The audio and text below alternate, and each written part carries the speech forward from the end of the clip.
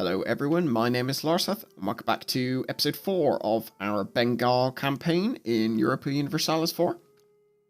And as always, I have forgotten to reorganize these what-sits up in the corner. There we go.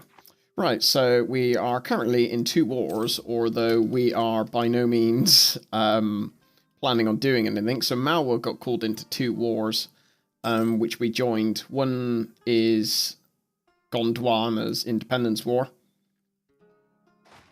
We're going to intercept this bunch there. One's their Independence War, and one was actually a war they declared against Baglana, I think it was, which was a conquest war of their own. Very silly mistake by them, I feel. So this episode, hopefully we're going to get out of these wars. I would really like to possibly take both of these provinces. Well, rather, invade Assam, Kosh, and Tirhut. But we'll see how that goes. Luckily, my general is serving me well. My 2-star general. So I'm sort of holding my own, I guess, at the moment. What is it? There is Mansour. Where are they actually trying to conquer? I'm not even sure what they're trying to conquer. It's probably staring me right in the face, but I can't really see it. Ah, well, never mind. Yeah, unfortunately, I just don't have enough troops to be able to win this war for them. So I got a feeling they're at minus 43, so the peace is probably going to come soon anyway. One other thing which I was sort of thinking about in the interim between the episodes, because I normally record these in blocks of 3. So if I reply to you, like saying, "Oh no, that was a good idea," or "Nice suggestion, I might do that," and I don't do it for the next few episodes, that's not because I was ignoring you. It was just because I record in blocks of 3 normally. So this is the first block of the next 3. So some people mentioned, or someone mentioned about doing religious ideas first.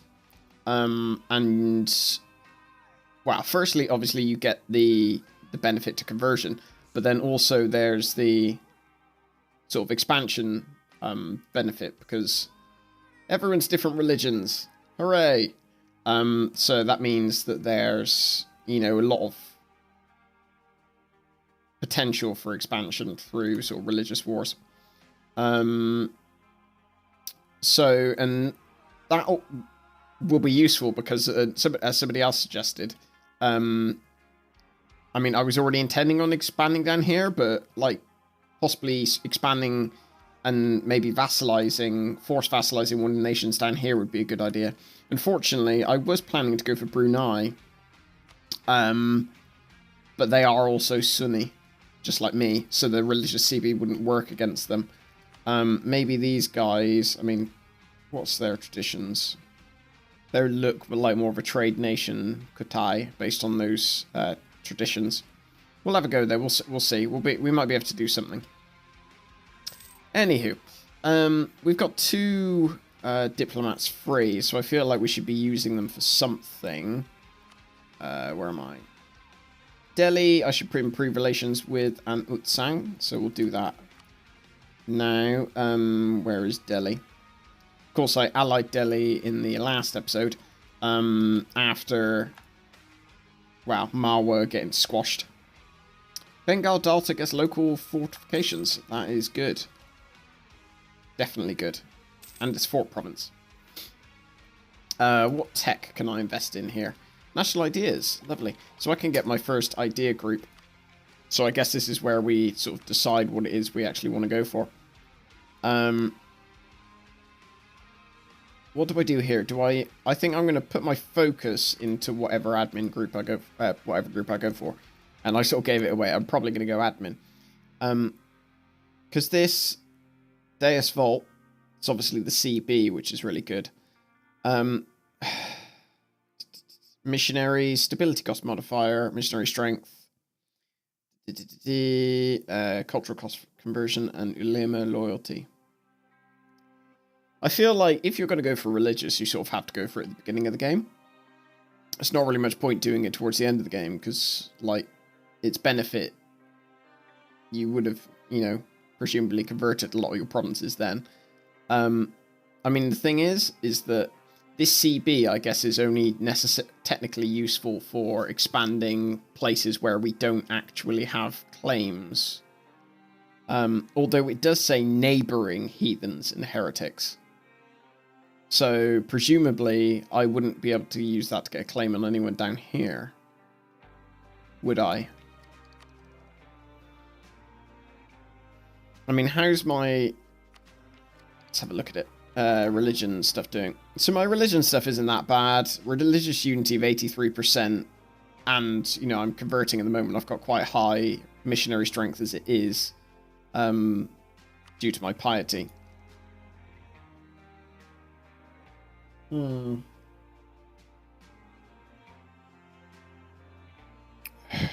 sort of struggling.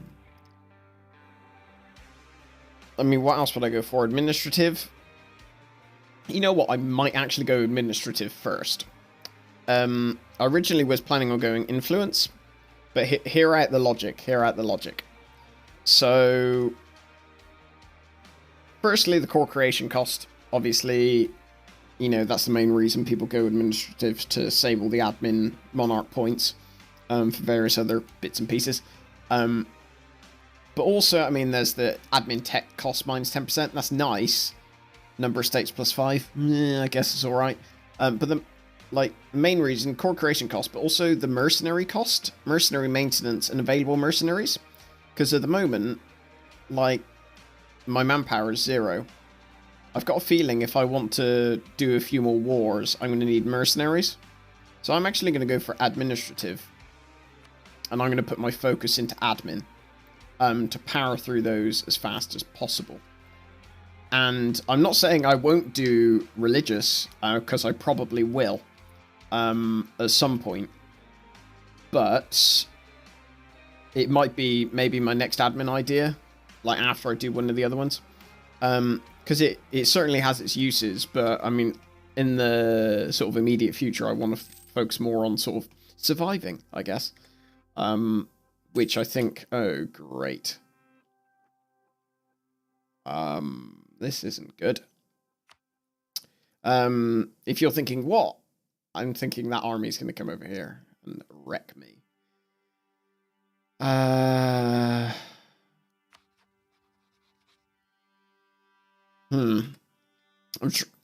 tell you what, I'm going to come back here.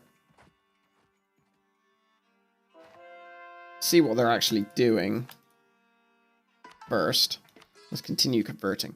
Because it might be that they're not actually planning on attacking me. I mean, in any case, they still have to go past a load of my forts. And I'm going to be able to at least kill some of their troops beforehand. I mean, in an ideal world,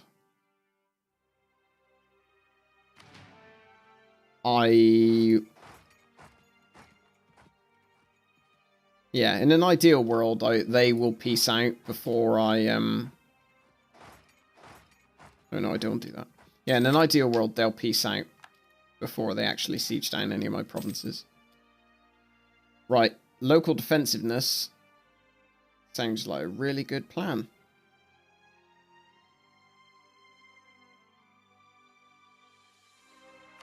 Yeah, no, that sounds really good. Local defensiveness is good. Recall diplomat from Sang. I wonder, can I peace out?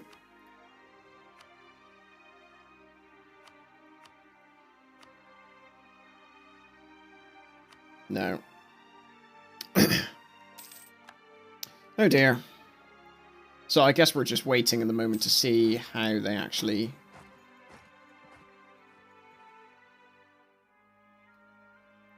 What I might do is I'm going to wait here, get what little manpower I can back. They're still in minus figures, so it's going to take them a little while to siege it down. And then maybe what I do is I attack here.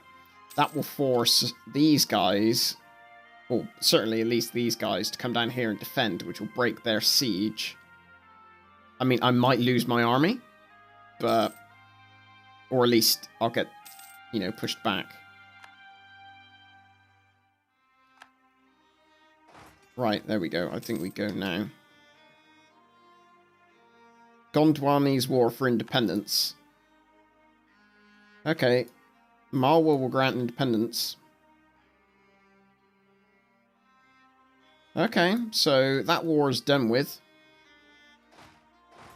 Which means I should be able to come up here and deal with these guys.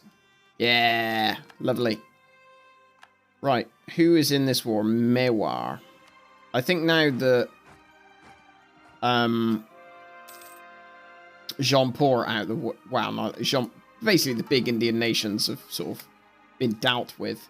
I can actually have a bit more participation in this war.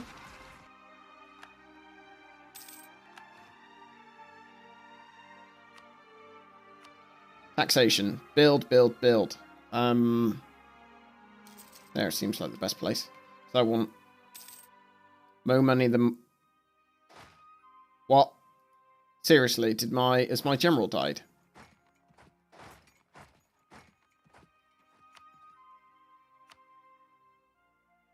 He died. That's not good.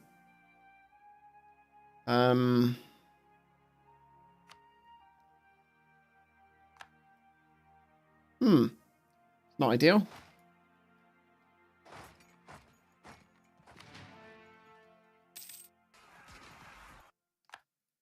Still managed to beat that army, though.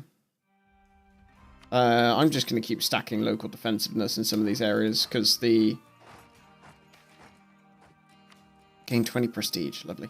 The other stuff doesn't really matter to me. Sorry, like gaining a military engineer. Sort of neither here nor there, really.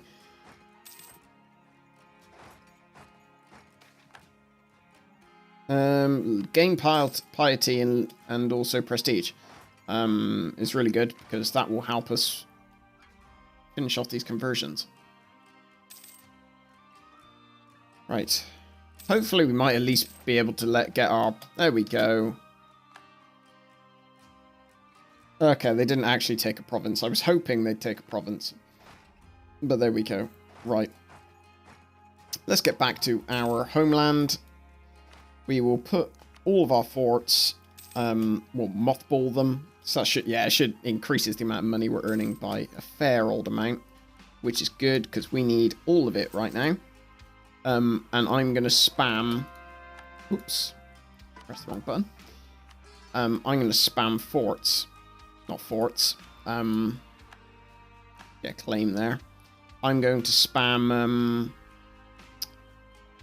what are they called? Temples. That's the one. So we increase our income even more, and it sort of snowballs, essentially. Mongyang look like they're having rebels. Oh dear. So, isn't this typical? I play as Ayutthaya, which was a campaign I did probably a few months back, if you're new to the channel.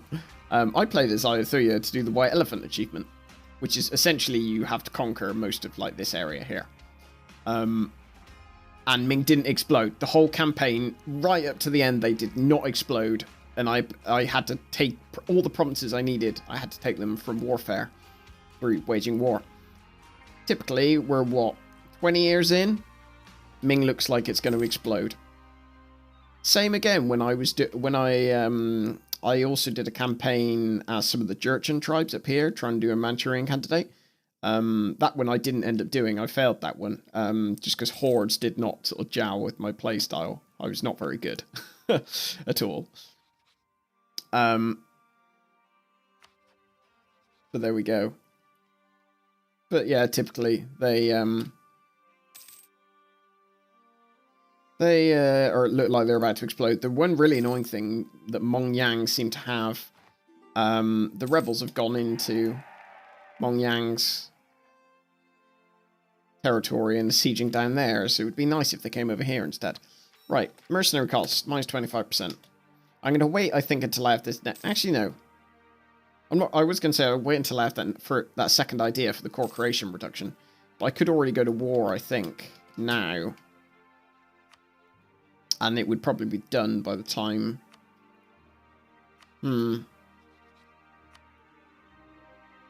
So my truce with the Psalm is nearly up.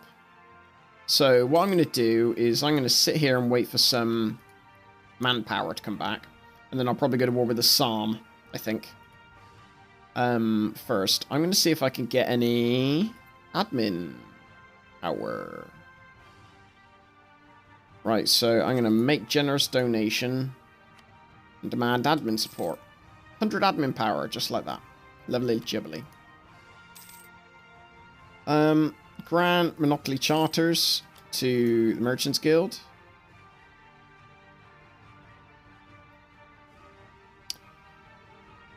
Thing is, I have to give them a province, don't I, to sort of justify to if I give. What will this do? See, that's a really annoying thing. Like, my trade provinces I should really give to the trade estate. And that would obviously boost trade power and all various other things. But a lot of these provinces make so much tax and production that it's not really worth it, I don't think. Because you need to grant provinces to, like, the merchant guilds. Otherwise they end up having really low influence because they don't actually demand any provinces. So that's a bit of an annoyance.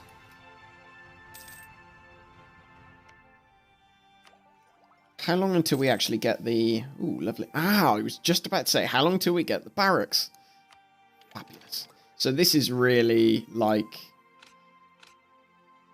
What am I doing? There we go, wrong one. This is the thing I've been sort of waiting for, is the barracks, because nothing else is going to solve our issues with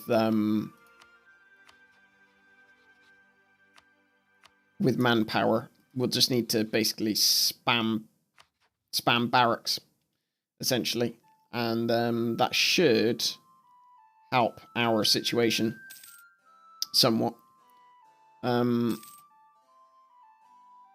But, like, we're going to... Hopefully, these provinces give a lot of manpower. Or will give a lot of manpower. It looks like... Because there's a few of them which are quite high development. They should give a fair amount. I mean, at the moment, we're only making 176 each month. Which is pretty poor. It's still enough to squash a Sam, though. Ooh, tolerance of heretics and tolerance of heathens. That actually helps us somewhat. Because the tolerance is going out. Which means, presumably... That, well, I think it means they're less likely to rebel. So Nepal, they've just gone into a thing with a what's it called? An alliance with Nepal. There we go. Let's go and find Nepal. How many troops they got? We got 5,000 troops. 5,000 troops. I'm thinking we can still do this quite easily. I'm going to wait a little bit. I'll wait, because they're probably not going to get any more alliances. So, famous last words. They're probably not going to get any more alliances. Surely not. Yeah, luckily, I don't know if you saw that. Sorry, I skipped over it quite fast. Quite a lot of that manpower. That one's not too bad either. Nor is that. So, that should, like, relative to what we're currently getting, it should help quite a lot. Oh dear, our guide died. We don't have another missionary guy, so that's going to slow down these things quite a bit. What else we got? We probably want to go for another admin bloke. What's our inflation currently? It's 1.10, so inflation reduction, man! We're a superpower ever. Might not be such a bad idea. Why do Utsang not particularly like us? A different religion, that's why. So I can't. I don't know. I thought there were other reasons. Oh, it's because I haven't given them military access and the like. So I'm going to end the episode here. Next episode, we'll go to war with the Sam. We may wait a few more months just to get a bit more manpower back so we can, like, know we'll definitely be able to win against them. I suppose I could call in Mongyang. Possibly. Just to absolutely make sure. yeah, I won't call in Utsang, because they'll probably take these promises and not give them back to me. But hey ho, we'll do all that in the next episode. In the meantime, thank you very much for watching, and I shall see you next time. Take care.